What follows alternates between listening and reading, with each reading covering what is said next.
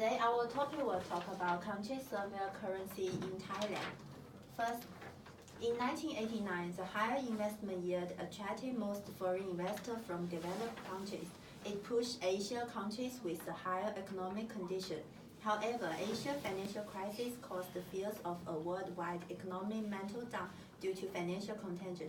Thailand was the first country with the financial collapse because the government forced to float its domestic currency. This essay will mainly focus on what events happen and how a country surveils currency subject to intense selling pressure. The typical issue affected by George Soros caused Thailand currency depreciation. The main reason why Thailand was the first target of Soros and other international speculators was Thailand's rapid economic growth was behind the structural problem of over-reliance on foreign trade and trade deficit. This became one of their economic weakness and attacking point. First, Soros borrowed 25 million baht and he converted to $5 million as a fixed exchange rate. Then, Bank of Thailand kept selling dollar to Soros, and it was out of dollar reserve. The low demand and high supply in baht affect further depreciation in baht, which was $1 equal 50% baht, and nobody wanted to buy at that time.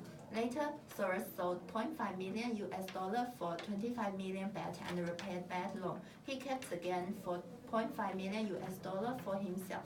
The selling pressure occurs in baht when the majority of the traders are selling, and it indicates that the major investors think the market will further depreciation in baht. Okay, I'm going to talk about the government action. The Thailand government accepts the suggestion of tight fiscal and monetary policies from the IMF.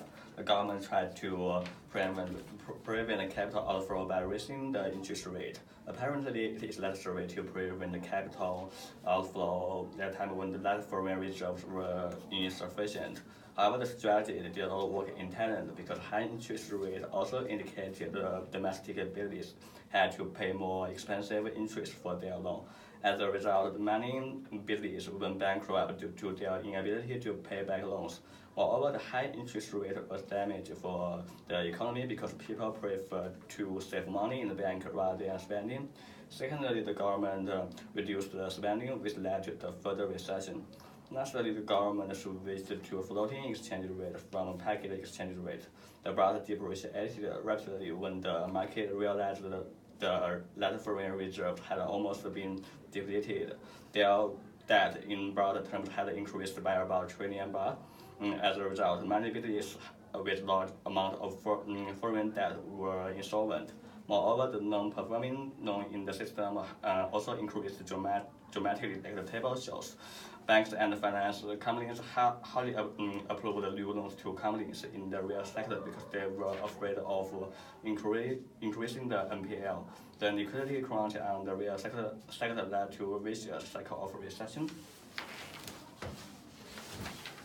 The short-term effect in figure 3.1, it will show that Thailand GDP was obvious decline and reached negative 10.5% compared with the GDP growth rate in 1996, which was a 9% increase in average per year.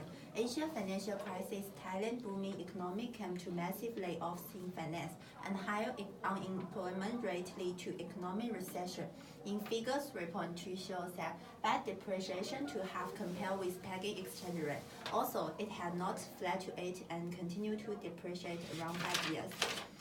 The long-term effect, by 2001, Thailand economy had recovered and the increase in tax revenue allowed the country to balance its budget and repay its debt to the IMF in 2003, 4 years ahead of schedule.